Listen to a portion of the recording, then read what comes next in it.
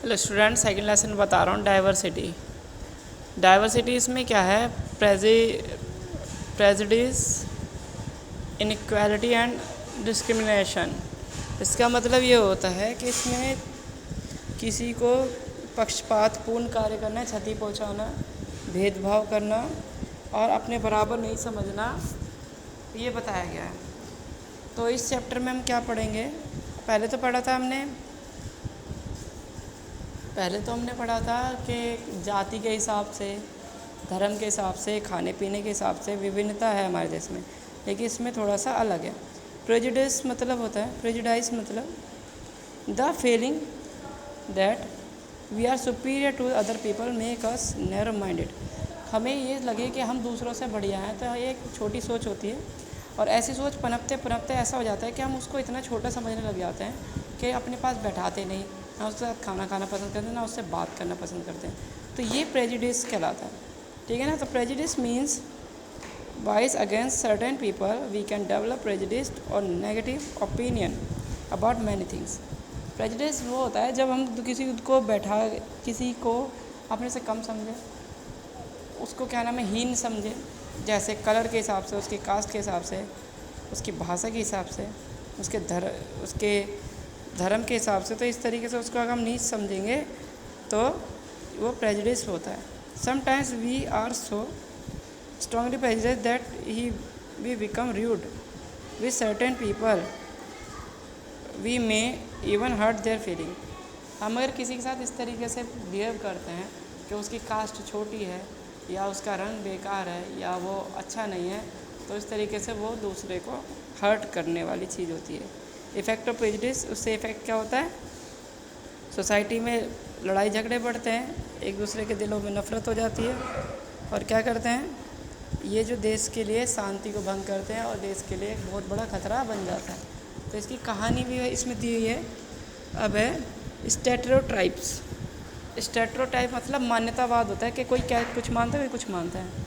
When people develop negative और positive opinion about someone और something, they and up creating stereotype.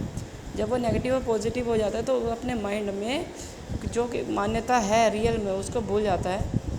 तो इसमें जैसे मेल चाइल्ड और फीमेल चाइल्ड के बारे में, अगर उसमें भी ये है कि अगर मेल चाइल्ड होता है तो बच्चे तो बहुत खुश होते हैं, फीमेल चाइल्ड होती है तो बहुत दुखी हो जाते हैं।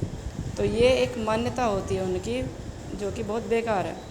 जैसे अगर कहा जाए किसी के यहाँ 3 अगर सिस्टर हैं, ब्रदर नहीं है, तो वो बहुत क्या नाम है, अपने आप को हीन समझता है। ब्रदर होता है तो ब्रदर को, भाई को ज़्यादा प्यार मिलता है, लड़कियों को कम।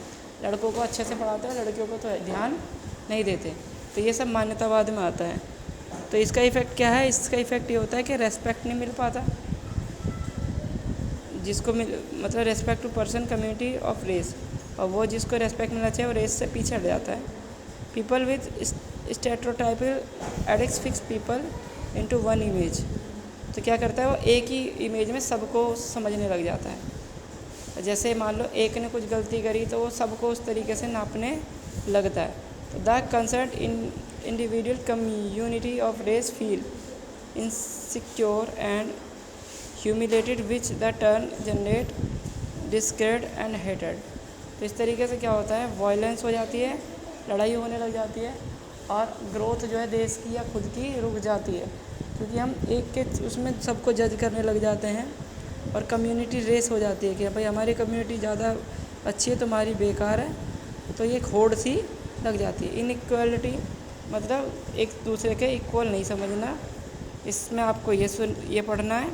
और इनइक्वालिटी ऑफ वुमेन को नीचा समझना अपने से। डिस्क्रिमिनेशन का मतलब जो होता है, मैंने वर्ड मीनिंग भी भेज दिया आपको।